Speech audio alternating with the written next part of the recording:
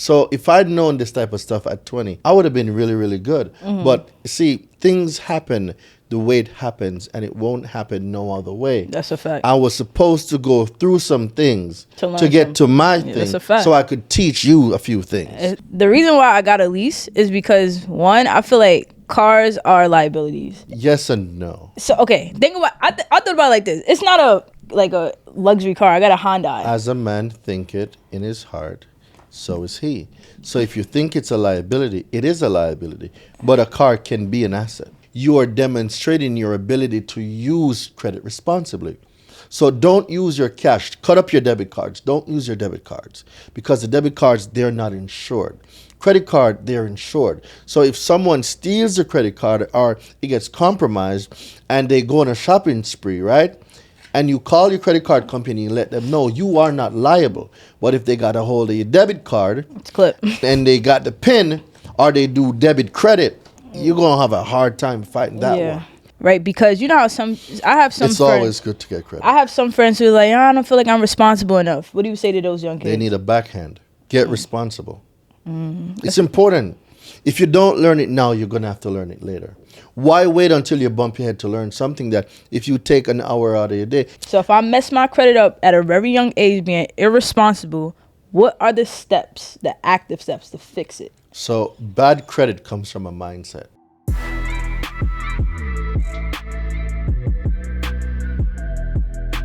What's good, y'all? Welcome back to another episode of the Young and Dumb Show.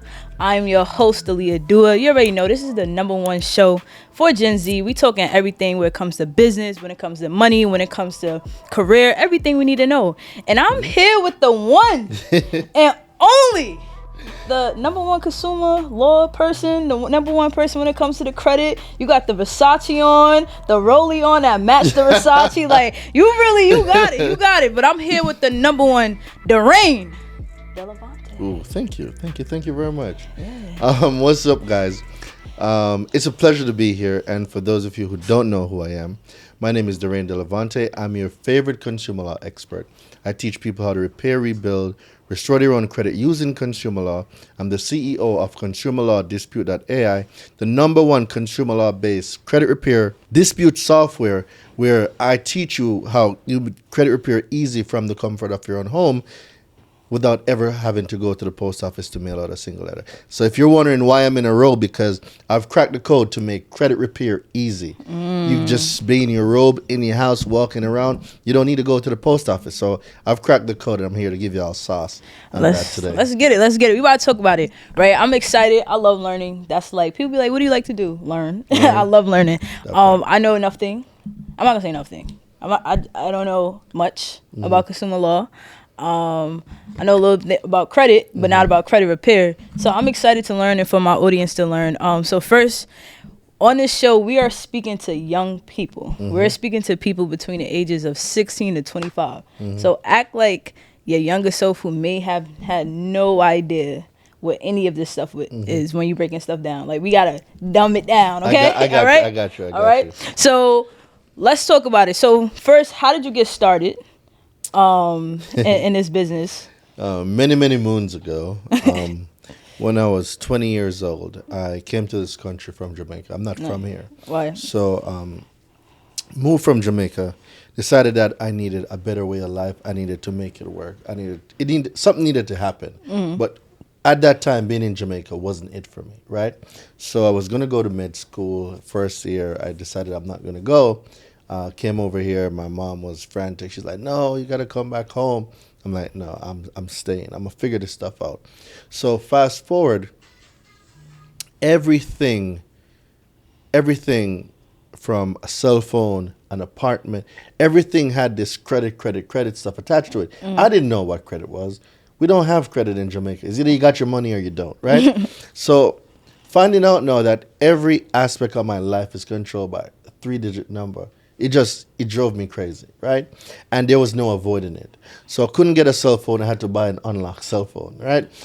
Couldn't get an apartment. I had to rent a room in my boy's house. Wow. Yeah, it was bad.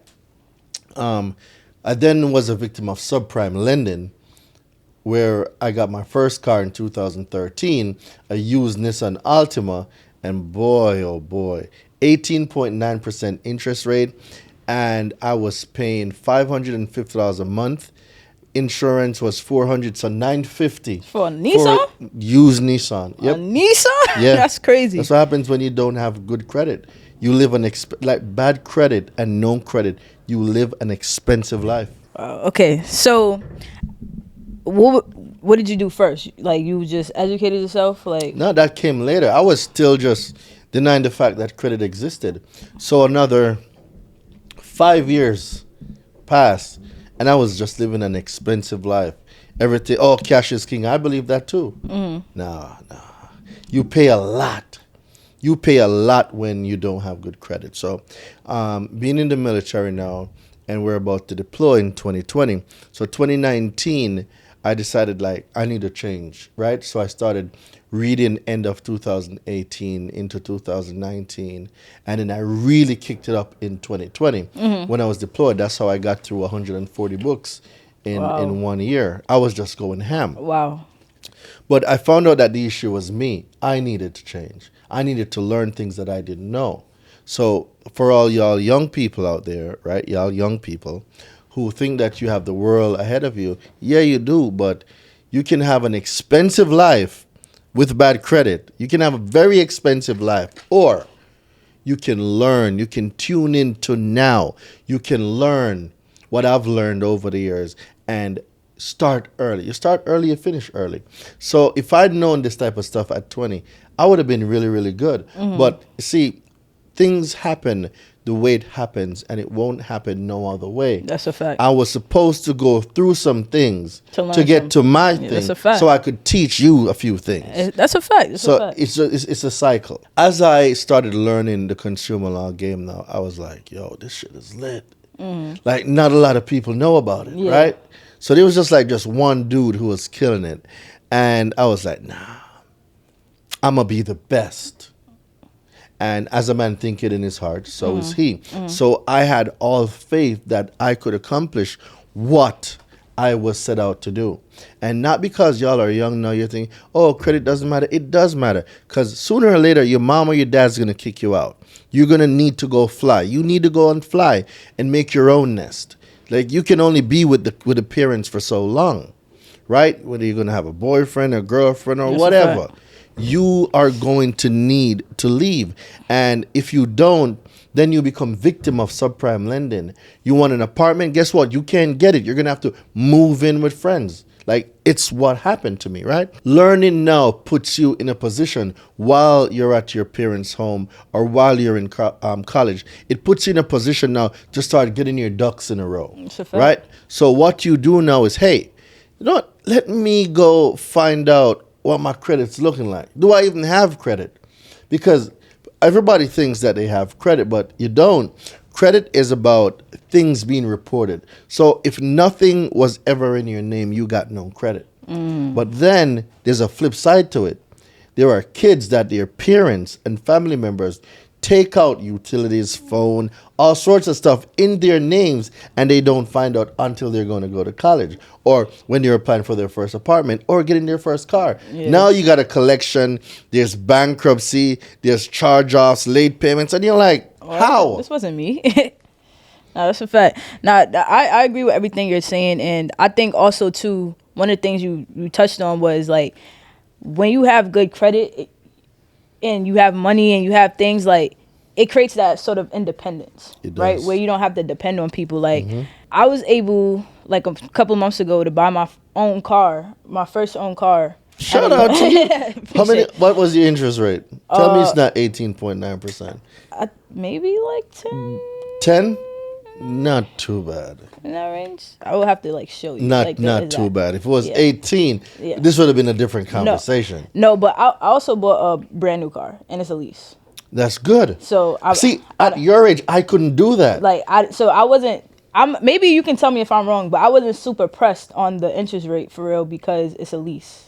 Well, so there's yes and no to it. Think about a lease as you borrowing something, right? Yes. You're basically borrowing it, and the person that you're borrowing it from, you're paying them monthly for you to Yes. have it, right? Basically, that's what it is. So if you have no hopes of reselling that later or something like that, a lease is good for people. Yeah. It's all about your lifestyle. Yeah. Some people want to change the whip every 2 to 3 years. Y'all young people like new things. So as soon as the new stuff drops, Yeah, y'all fact. are ready to change. So it's all about your strategy. But I'd say this. Don't flush your money down the toilet with leases. I want you to get some assets. Yes. So, okay. The reason why I got a lease is because, one, I feel like cars are liabilities, right? So, Yes and no. okay. Think about, I thought about it like this. It's not a luxury car. I got a Hyundai. As a man thinketh in his heart, so is he. So if you think it's a liability, it is a liability. But a car can be an asset. It can be an asset, but I feel like in my case, it's an asset because I use it to get me to place A to B to make money and Does stuff it like make that you money? in that way. But I feel like, in a way, at the end of the day, it's losing value, right? So I Tomato, feel, tomato. yeah, but I feel like if the car, maybe you could teach me something here. In my mind, the It's way, perspective. So, all right. If this car can get me in front of people where I can make 5 to 30,000 a month, right? That's an asset. yes, but I feel like my car is not doing that. Then make it do it. Maximize the full potential of the car. How So, would I make my car? Okay. You need people like me to come on the show, right? Okay. We are people like me. We're at conferences, meetups, masterminds. You can drive there, Yeah, that's what. right? Yeah. Okay. My point. So now you're networking. Yes. So now you're going out, you're going to conferences, master classes, meetups, whatever. You're networking, you're meeting with people like me, my friends, millionaires, multimillionaires. And then that's an asset because now it's bringing you in front of people. These people now, you're getting them on the show, right? So whether they're coming on the show paid or free, whatever, right? That's income potentially. You start your YouTube channel. These interviews now you put on YouTube, as your views goes up, your monetization goes up. You see what I'm saying? So you can use it for it to be an asset. No, I agree. I agree. So it's all about what strategy do you want to use it for? I use it like that. Like the car drove us here. The car drives me like all the other places I Yeah. go to. So I get that, but I'm saying otherwise than that, it's a liability in terms of the value that the car is losing. Doesn't matter. So if I You're all right, paying attention to the wrong thing. If in 1 year, a Honda is like what? Like it's like 30 something maybe? it's like 22 to 25,000. All right, bet, right? And your show takes off, right? You're meeting 5 to 10 people like me per month. They're paying you anywhere from $1,000 to $5,000 to get on the show, right? You multiply that times what, 5 or 6 months, dude. If you're doing $5,000 a month, in 5 months that's 25 grand, right? In a year, that's like what, 60?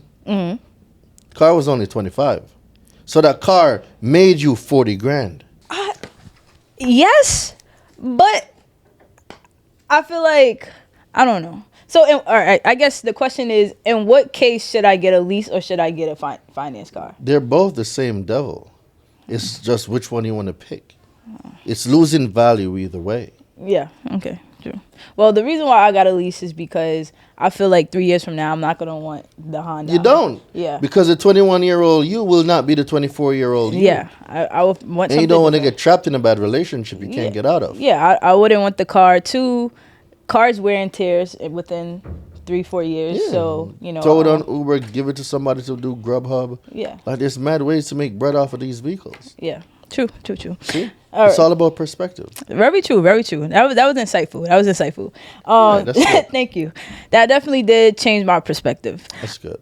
So let's get into the consumer law. What is consumer law? So consumer law are laws put in place to protect the consumer from debt collectors, banks, auto dealerships, just malpractice in commerce, basically.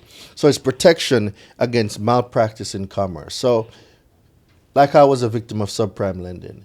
If I'd known that time that there's a thing called the state usury law, for New York it's 16%, right? If I'd known that, when Santander was giving me 18.9% interest rate, that was criminal. That was illegal.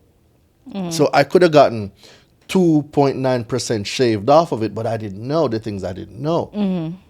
So consumer law arms you with information that you can use to get ahead, right? Like, for instance, the statute of limitations on debt collection in New York is 3 years, any debt, right? A lot of people don't know. They have debt collectors that's calling them about debt that has passed the statute of limitations. And then they go pay these crooked debt collectors, and they just didn't know that. They just flush those monies down the toilet. Wait, so backtrack. That means that if I have a debt and it's been 3 years, I don't have to Delinquent, since it was delinquent. Delinquent means the last payment. Okay. When it went bad, right? When you made the last payment and it went delinquent. 3 years from delinquent, they cannot legally collect. That is New York's law. No matter how much it is. It don't matter. New York law is New York law. But it can go to collections, though. It can go to collections. It can go within that 3 years. But if they do not collect within that 3 year mark and it goes over and they try to collect that debt, you don't legally owe it anymore. So you can get that removed off your credit. Correct. Oh, wow. That's good. Right? If a debt collector puts anything on your credit now. So November 21st, 2021. 31st, I'm sorry. November 31st, 2021. The new FDCPA law went out. It's a debt collection law that got updated, right? A debt collector now cannot just put anything on your credit. Before they could, now they can't, right?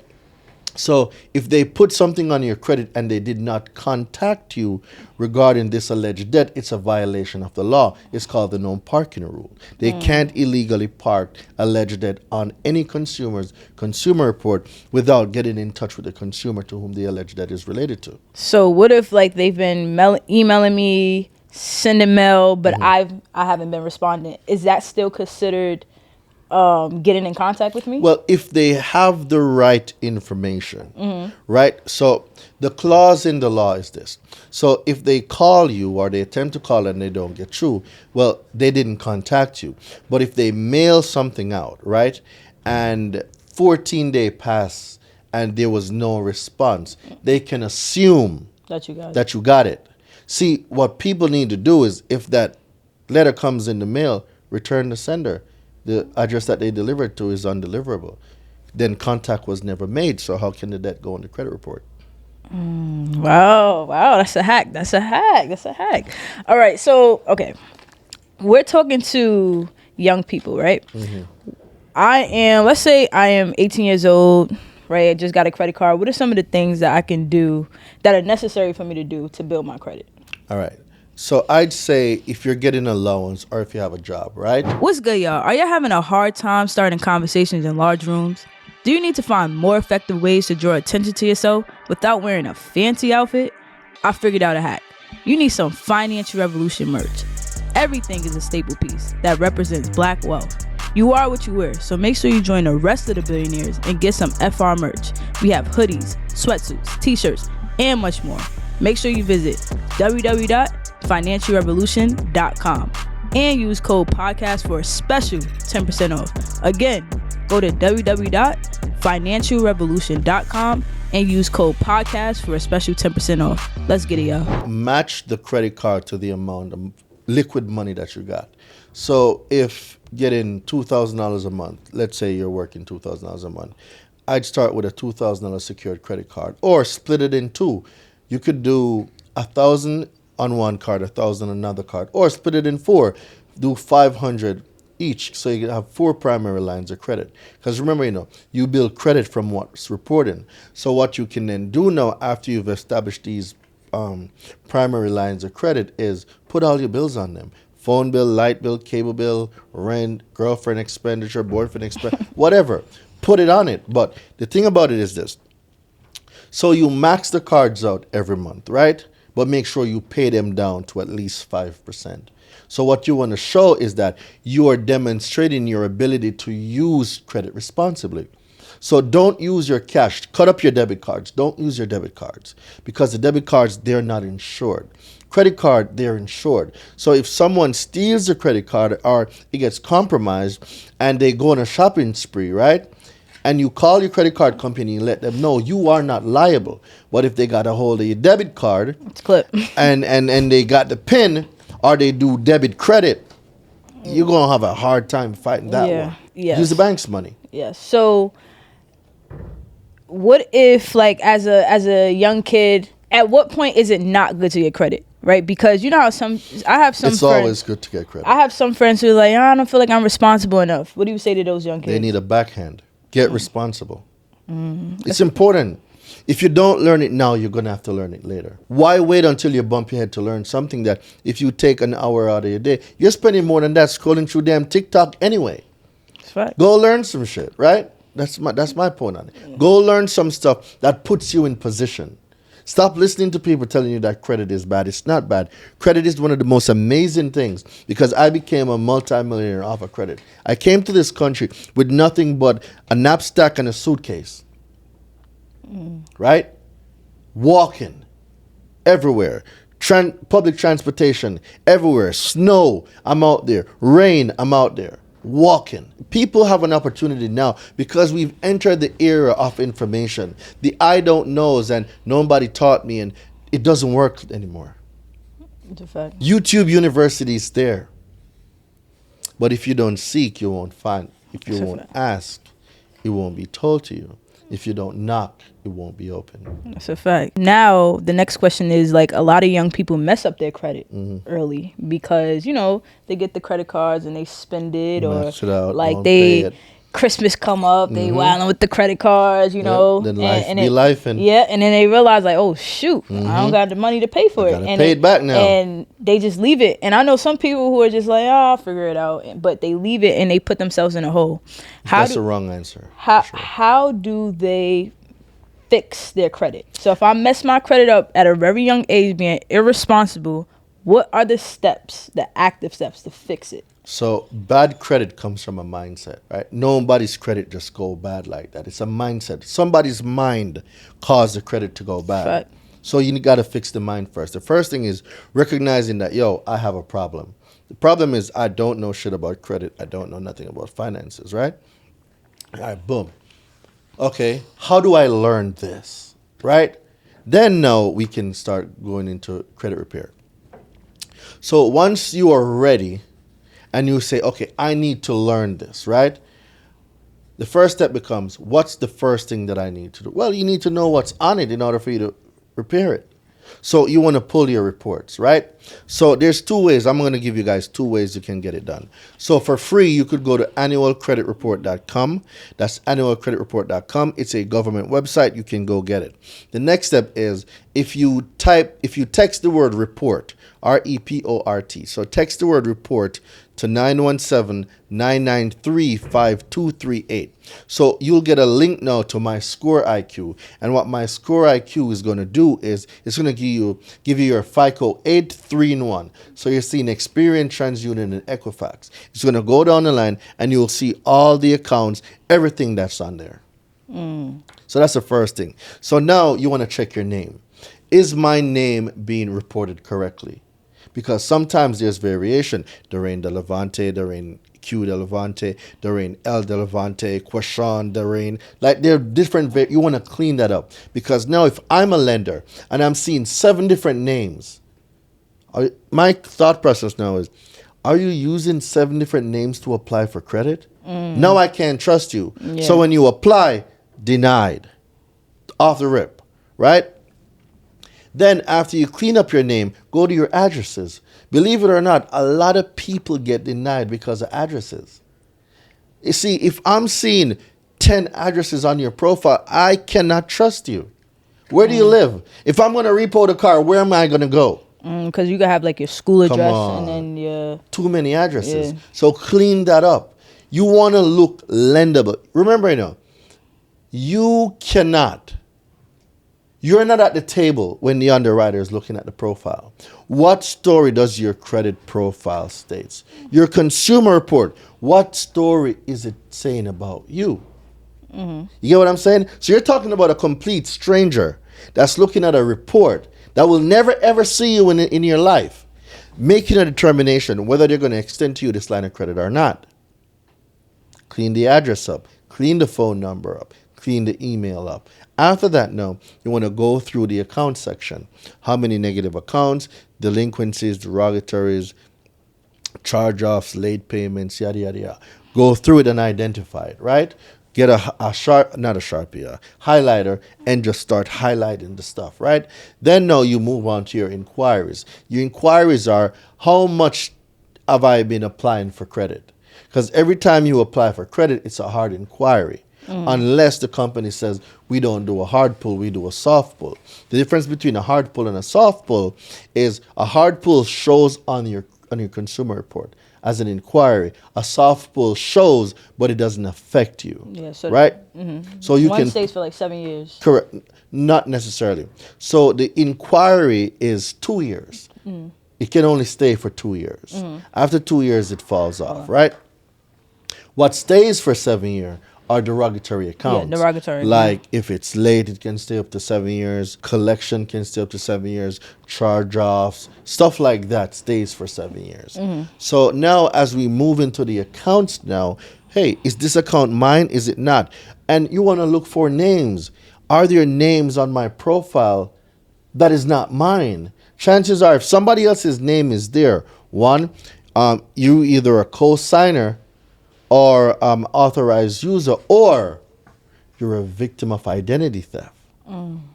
Because now someone used their name on your profile. Are those chances really likely though? 'Cause You best believe it happens. I hear those scenarios, but like, what's the likelihood of that really happening? You want to get your phone and look up Experian data breach, TransUnion data breach, Equifax data breach, T-Mobile data breach. Identity theft is one of the biggest business in America. For real? I ain't hear it happen to nobody I know. The absence of evidence is not the evidence of absence. Well, you have like them old West Indian quotes, like them old West Indian remedies and quotes. So I guess my question is though, like, how do I, if I messed it up when I'm young, right? Because it, like, for example, I have a friend who messed up her credit with student loans, right? Her student loans went into like default or something like that, and she didn't know what to do, so she just left it alone, and it caused her her credit to be shot. Yeah, definitely will be. What does she do? Who does she speak to? Who does she call? Delete the stuff off of But her. how? Like, what am I Tuning into podcasts like yours. She should be taking notes right now. Yes. Right? So when it comes to student loans, first of all, a student loan should not even be reported on your credit at all. Wait, what? Student loan should not be reported on your credit. What? There's a law called FERPA, F-E-R-P-A, right? Family Educational, F-E-R. I can't remember the acronym. But the law is called FERPA, right? In that law, a student record and information should not be... I thought most people have student loans on their credit. Most people do. The absence of evidence is not the evidence of absence. So not because they do it, it means that it's right. That's very true. So why, if a student loans is a loan, so why isn't it on my credit? What is the definition of a loan? When someone gives you money that you have to pay back. You sure? I don't know. That's where definition comes up. That's a definition that you have. But what if we look up the definition of a loan and it gives you a totally different meaning? So what's the definition And did you get a loan? Did someone give you a check or deposit money in your bank account? No, I never saw that money. Was it really a loan then? Wow. Wait, my head is bust right now. Wait. Okay, explain. Right. Let's find out the definition of what a loan is. Because most people on my show are students, college students, or going to college. So, Black's Law Dictionary, right? Let's go find out the definition of a loan. So, Black's Law Dictionary.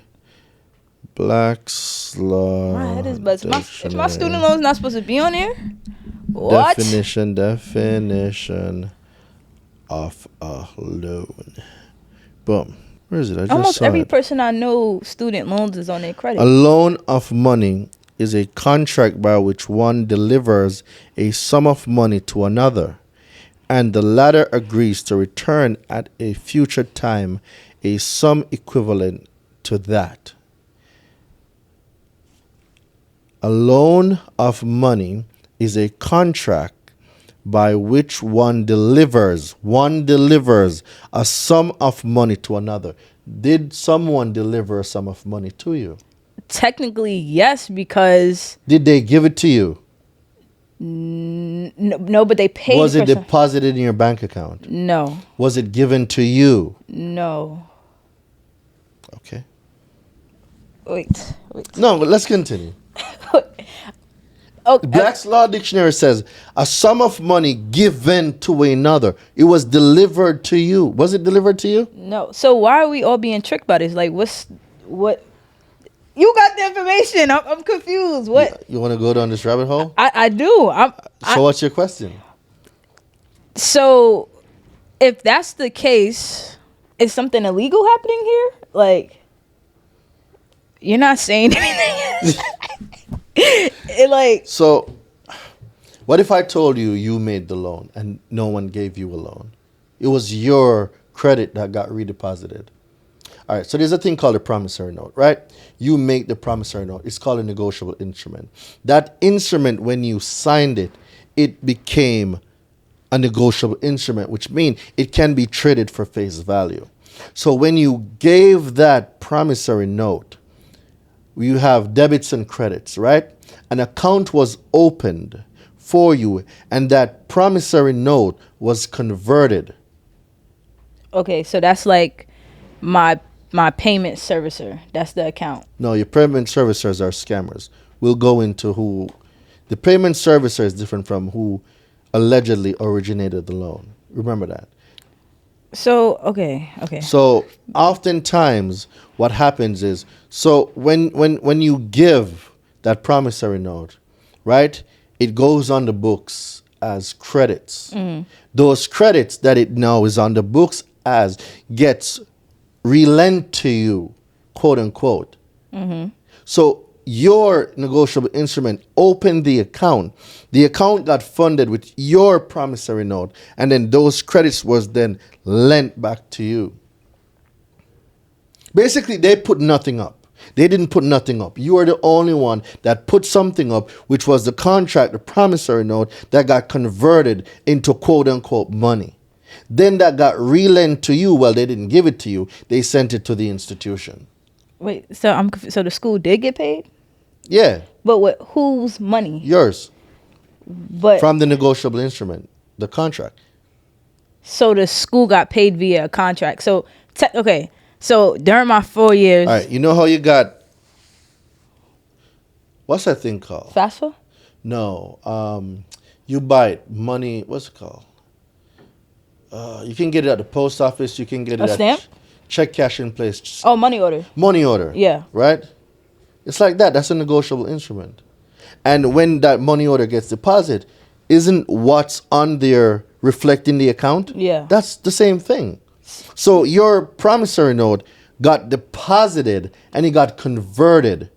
Into That cash. conversion now got sent to the institution as a debit now against you. So you now have to pay it back. Okay, I get it. All right, got it. Cool. Now, why is that illegal? Well, it's not legal and it's not illegal. They can do it. It's banking.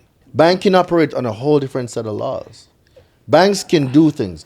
You can deposit $1,000 in the bank and they take your $1,000 and lend it out. It's called fractional reserve banking. They lend out all of your money, right?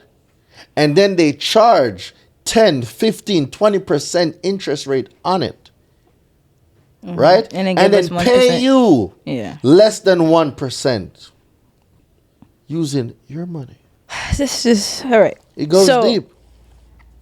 So places like financial aid, right? Like FAFSA, right? Like the government FAFSA. That's basically still the negotiable contract. Well, the credits are coming from somewhere. It might not be coming from you, but it's coming from somewhere. Because double entry bookkeeping, the books have to be balanced. Credits and debits, they must balance out. How come it's not supposed to be on our credit? How come student loans are not supposed to be on our credit? All right, so let me tell you the law, what the name of the law is. So it's called FERPA. Because FERPA. now I feel like I've been getting got my whole life. All right, so FERPA is Family Educational Rights and Privacy Act. That's the law, right? The foundational federal law on the privacy of students' educational records. What does privacy mean? Private, not public. And our credit is public. Well, the credit report, it is public information because people can pull it.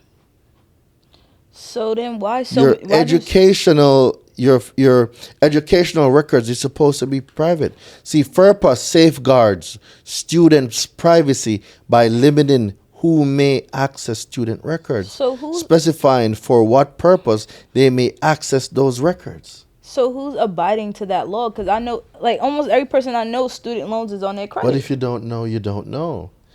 All right. When you go to a magic show, right, and the magician is doing their thing, people believe it's magic. It's just sleight of hand. When you can see the strings controlling the puppet, you know how the puppet moves. Not everybody can see the strings. So if you don't see the strings, you're going to think it's magic. But for those of us who can see the strings, we know that the puppet is being controlled by a string. All right, I need to see the strings. So why shouldn't it be on my... Okay, well, we know why. It's the FERPA law. The FERPA law, right?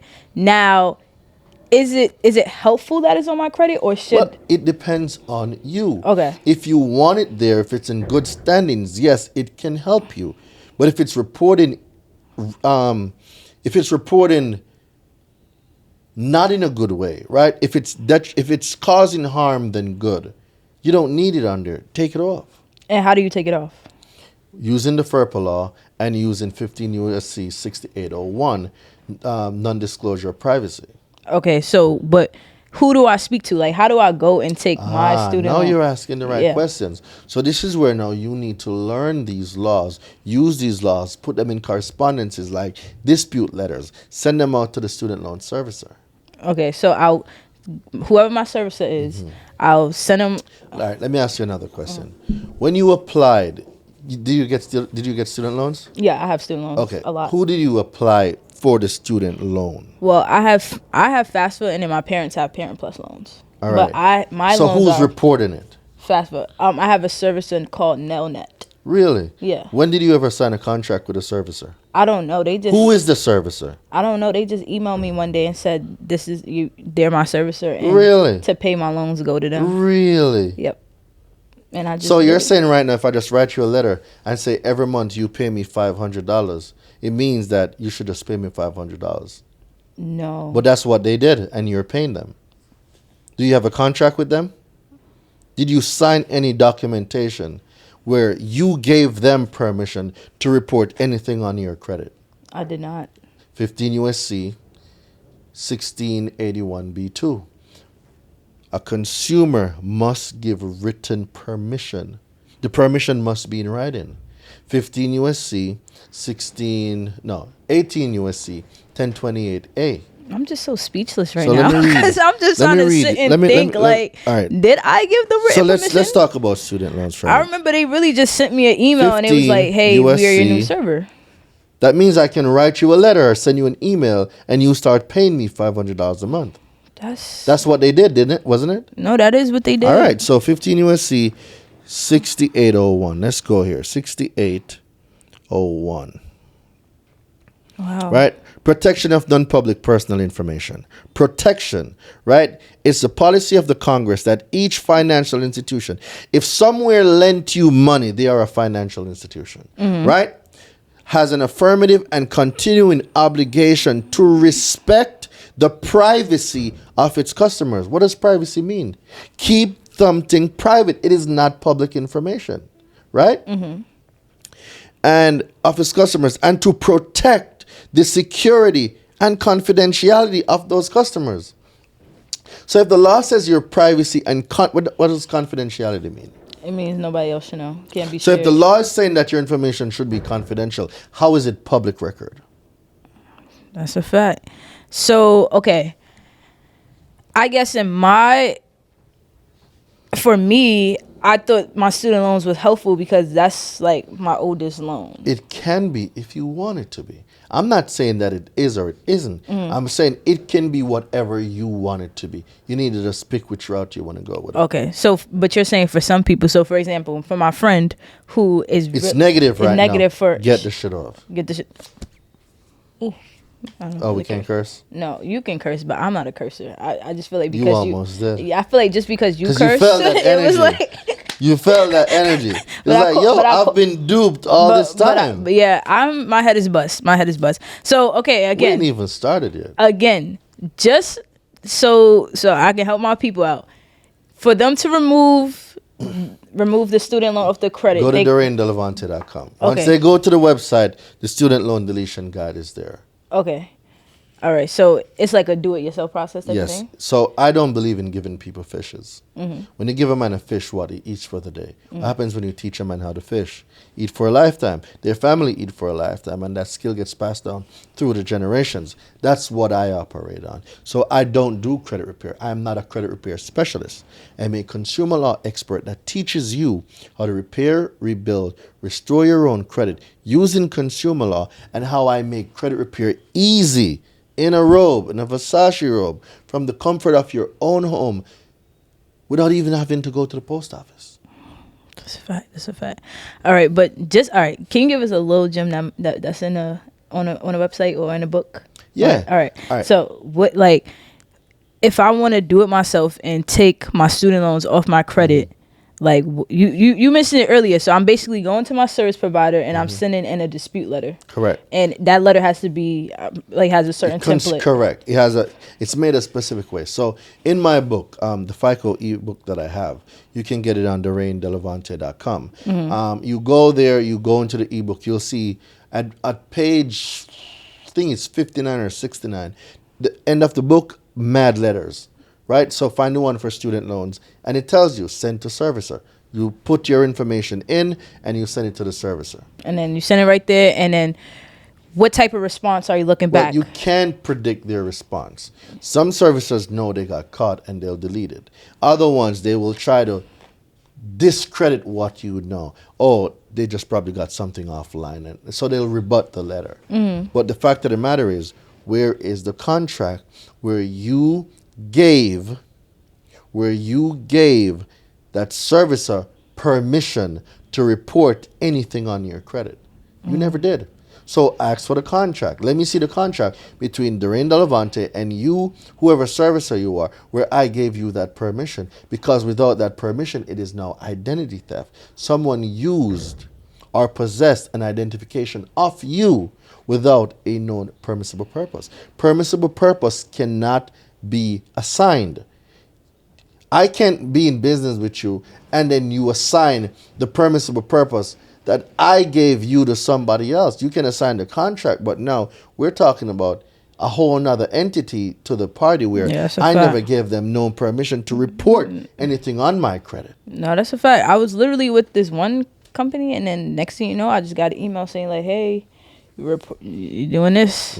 Wow, wow. I just learned so much that my head is bust. Like I'm just like I didn't even know that. Think about it. Yeah, I didn't even know that was a thing. So, in what instances do you feel like it is good to keep your student loans on your credit? To get a good mix, because all right, so the standard is FICO, right? Fair Isaacs Corporation. What's FICO? So Because we Fair don't. Isaacs Corporation. okay. So Fair Isaacs Corporation, they got in the game first, and they developed a credit scoring model that they use their algorithm. So the information that's on your consumer report gets fed into this algorithm. This algorithm spits out a credit score. It ranges from 300 to 850. So that's 550 points. And that's broken down into 5 categories, right? Payment history, utilization, age of credit, mixture of credit, and new credit, right? So your payment history makes up 35%. 35% is 192.5 points. Your utilization is 30%. 30% is 165 points. Your age of credit, right? The age of credit is 15%, or 82.5 points, right? And then we go down to now the new credit, which is if you're applying our inquiries, that's 10%, 55 points. And then we have mixture of credit, which is another 10%, which is 55 points. Total 550 points, total 100%. So when you break that down now, you see the scale. So from 300 to about 640 is considered, no, from 300 to like 580 is like poor credit. From 580 to like 640 is bad credit. Then you got good. Then you got great, exceptional. It goes up. So the further you go to 850, the better it is for you. The more you go to the 300 side, the worse it is for you. Stop playing. Stop playing. You playing around too much. Like, you want to do something. You want to make the money. You want to build wealth because it look cool, but you're not serious. Because you know what I got. And I got something for you. The Blueprint for Investing, Volume 1, created by me, Aaliyah. It gives you a step-by-step guide on how to get started investing in the stock market. See, if you want to really build wealth, you got to put your money into things that's going to work for you, right? Because the job money cool, but you want to make the money work too. Right, so it's going to give you a step-by-step guide, investing tools, the apps to use, everything. And the best part is, I know you don't like to read, so I only made it 28 pages. That's it, right? 28 pages, and you getting yourself some wealth of knowledge. So make sure y'all tune in, get your copy today, and go to financialrevolutionn.com. Let's get it, y'all. Back to the episode. Like, for example, like for me, my credit was perfect. In terms of like payment history and stuff like that, but I'm young, so I don't have a lot of credit history. So when you speak to that mixture of credit, what does that mean? So a mixture of credit is the amount of credit that you have reported. A mixture of student loans, mortgages, auto loans, personal loans, credit cards, stuff like that. You want a good mix because you want to show diversity and responsibility. How many of each should you have? Like, or is that not like the more you have, the better. Because it does pay into the algorithm. Because remember, there's different factors in the algorithm. The payment history, the utilizations, all that. And within those algorithms, there are buckets based on years, based on age. So it gets real deep. So once you fit that, you will maximize as close as possible to what each category provides, like the 192.5 points if you have a 100% payment history, right? So the more you maximize on a category, the more of that points you can get. So let me ask you another question. How do you know when it's time to get new credit, right? So, for example, like say if I apply for a credit card today, is that hard inquiry gets pulled, right? When should I apply for my next credit card? Give it 3 months. Oh, that's it? Yeah. You don't want to be desperate because if they see that you're desperate, you're not going to get it, right? So there's advanced strategies like running a sequence where you can get like 10 credit cards in one go. But that's for persons like me that know what to do and stuff like that. Now, when it comes to the regular consumer, every 3 to 6 months, you can get a new credit card. As long as you demonstrate that you are using the credit and paying it off, that justifies you getting more credit. But don't get credit to do liability stuff. If you're getting credit, make sure it's for assets, whether you're going to buy a short-term rental, whether you're going to get some tax deeds, some tax liens, whether you're going to do some investments. Make it make sense. Because if you're the one paying back for it, it was a bad spend. I'm in my 20s. What are some things that I can use credit? How can I use credit to make money? What are some different investment vehicles that are out here? All right. So before I left New York and I moved to Atlanta, there was some whole debate about the short-term rental stuff. I don't know what's going on with it. But you have corporate rentals, right? Where travel nurses, right? So let's say that you partner up with your mom, your dad, somebody, right? That has a good job, but they don't have the down payment. Well, you can get a credit card and liquidate the credit card, pull the cash off of it, and then use that now as a down payment. So now it's a down payment on, let's say, a duplex or a triplex or a quad, right? Using a FHA loan or a FHA 203K where you can do 3.5% down. So you get that right? Turn it into corporate rentals or short-term rentals, but you do it now for travel nurses, right? There's Jamaica Hospital, there's hospitals in Manhattan, there's hospitals everywhere, right? And you rent these out to nurses. Nurses are there 6 months to a year. That's sure rent.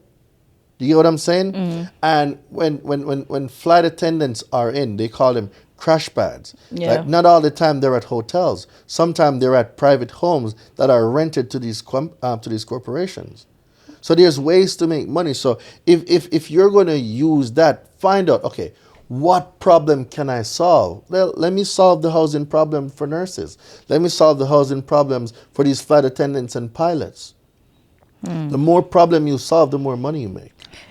Okay, what about what are some other businesses too? Because I know like There's a million businesses. I feel like it's a mindset thing, you know, and I feel like first people got to believe they could do something like that. It all starts in the mind. And a lot of people don't believe they can do if something they don't, like that. they shouldn't mess with it. Yes. So now what are some like business that the average everyday person could get into?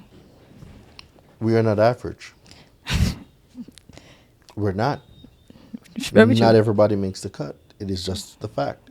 If you want to become not average, you got to start doing what not average people do. That's a We fact. read, we invest in our education, we buy courses, we get mentors, we go to conferences. That's what non-average people do. a And fact. you will see over time, these are the people that start making 6, multiple 6, 7, and 8 figures. That's a fact. That's a fact. So what are some of the books that you read? A lot of books. Like give your Rich top. Dad Poor Dad. Best book ever I written. agree. That was my first Right? book too. First book I ever read from front to back. Napoleon Hill, Think and Grow Rich.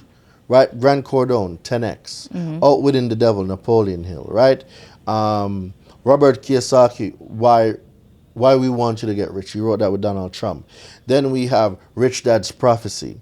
Then we have, Jesus, if I can remember all the books that I read. I read a lot of books. Those were good. Those were good starter ones. I feel Rich Dad Poor Dad was the book for me that Best book ever. Best book ever. Shift my mindset, and I love that it was like a story. You know what I'm saying? It was a story, and I feel like a lot of people could relate to that book where they see like, wow, how two different parents taught two different things. But yeah. But all right, let's get back to it.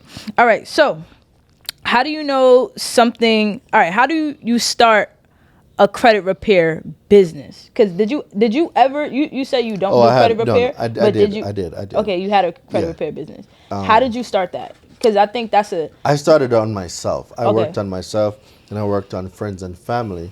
And then as I got good with it, I started putting my results out there, testimonials, people came in. So I just started like that. yes, but like if I am 22 years old, I'm learning about credit. I want to start a credit repair business. What are 3 things I wouldn't should do? recommend you start a credit repair business. I would recommend you start a financial literacy business that gives credit repair for free, because there's a law called CROA, Credit Repair Organization Act. It's illegal to charge for credit repair. You have to do the work first, get the stuff deleted, then you charge, which makes no damn sense. So it's like they can't pay you for a service up front. No, it's illegal. So somebody you can do it and then somebody can run off type. Yeah. Wow. So what I teach my students is give credit repair for free, but if you are going to assist someone, you're getting the financial literacy and the education that you provide. And then you offer credit repair as a free product just because they signed up with your company. Okay. So what are some of the things that where are some of the places you learned about credit repair? Because if I want to learn how to do credit repair, where should I go? Go to my YouTube channel. Okay. Right? Join my mentorship. Like, these are the things that's going to teach you, because when you learn it the right way, you don't have to spend 4 years figuring out the way I did. It's called fast. Get a mentor. It's fast. Learn from a mentor, someone that's good. It doesn't have to be me. There's a million people online, but just make sure that if your coach don't have a coach, it doesn't deserve to be your coach. In your mentorship, how can somebody best take advantage of it? Being on the calls all the time, asking questions. Don't assume you know something. Just ask the question. It's important that we are transparent and we hold ourselves responsible. When we don't know something, go ask about it. And if I don't know, I'm going to go research it and let you know by the next class. Okay, and again, you said you don't do credit. You can't do credit repair because of the law. I'm not saying you can't or you can. Uh, I'm telling people don't do credit repair. just Give have it to. for free. Just make sure that you have your financial literacy company or your financial educational business. So how do you get paid? Because if I'm just giving away information for free, how do I get Not paid? necessarily. How does lawyers get paid? Lawyers get paid through what? Consultations and retainer, right? So your consultation company, if they want you as a financial literacy coach, you got to pay your coaches. That's a So they're fact. paying you for financial coaching, for financial strategy coaching, for financial strategy sessions, right? So they're paying you for that. You just give credit repair for free because they're just so awesome. Okay, that made a lot of sense. That made a lot of sense. All right, what are three myths about credit? Credit repair is expensive. It's not expensive. Right now, my new software, right? Consumer Law Dispute.ai. For $1, someone can start repairing their credit right now. All they have to do, What is the software? it's AI based. It's consumer law AI based. So what I do is I made credit repair easy from the comfort of your own home while I'm in the robe. And all somebody got to do is take their cell phone up, text me, 917-993-523. Just text the word AI. Artificial intelligence. Don't write it out. Just text AI or dispute. Just anyone. AI or dispute. Text it to 917-993-5238. They'll get the link. For $1, they can start repairing their credit today. There is no excuse. I don't have the time. People use the I don't have the time. Well, if you're not going to make time for yourself, you think somebody else will? It's a fact. Nobody ever taught me. Right. That's why you need to learn. It's a fact. So we make the excuses, but we're not coming up with the solutions. That's a fact. Come That's up a with the fact. solutions. So you created this AI platform. Yes, I made the software. Wow. Well, I didn't code it. I paid somebody to do it. Wow. How did you know that? Like, So I've been doing this for a while, and I get thousands of messages, emails, and questions. So what I did was I combined everything, and I made the software to answer all those questions. wow. When did you release this? About 3 weeks now. Oh wow! Congratulations. Thank you Very, very much. very Thank new. you very much. How has it been Fully going? black owned. It's been great. Wow. Right now we have 980 users. Wow. Yeah, so it's going pretty good. Very nice. I want to very help nice. as much people. There's 330 million people in America. I want to touch every single one of them. Wow. So on this platform, like what happens? Like you just put your credit in, like what? 5 steps. So, one, you get the reports. You get it from My Score IQ. Once you get you get imported inside the software. The software now it goes into the dispute wizard. The dispute wizard does its thing, read the reports, categorizes inquiries, derogatories, public records, whatever. It categorize, show you what's negative, and then now you start the dispute process. So you can use letters from my letter library, you can make your own letter, or you can have the AI generate the letter for you. And if you don't like it, you can have them make another one. It's unlimited letters. It's not like some people's software where every letter you send out, you got to pay for it. Mine is unlimited letters, right? You can modify the letters how you want it. You can use my templates that's already in there. And then it goes over now to the send letter feature where you can mail it out directly from your home, certified mail. You don't have to leave your house for anything. It's amazing. Wow. This is game. All right. So we winding down. So as a young person, a lot of young people aspire to be wealthy. Make a good living for themselves, right? Which I'm pretty sure you have done, as we can see, right? And we can hear and as we learn from you. But it starts here. Yeah. So I was just about to ask you, what advice would you tell your younger self? Fail and fail fast, because when you know all the things that don't work, the only thing that's left is what does work. Be confident in yourself. Be confident in what you want to do. Believe in yourself. Belief is so important. It's so important. There's a lot of people that are walking around that do not believe in their own capabilities. That's a fact. So belief. And just remember, as a man thinketh in his heart, so is he. I can do all things through Christ who strengthens me. Closed mouths don't get fed. If you don't know something, ask. So what are some things, if you had do you have any children? Yeah, one. Oh, son or daughter? Son. Oh, how old? 7. Oh, wow. Very I nice. need 5 more. 5 more. Okay, cool. All right. What are some of the things that you have in place for your son?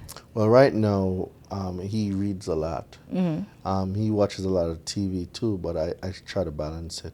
He spends most of his time with his mom, though. Mm-hmm. But I'm there when he's doing like homework and stuff.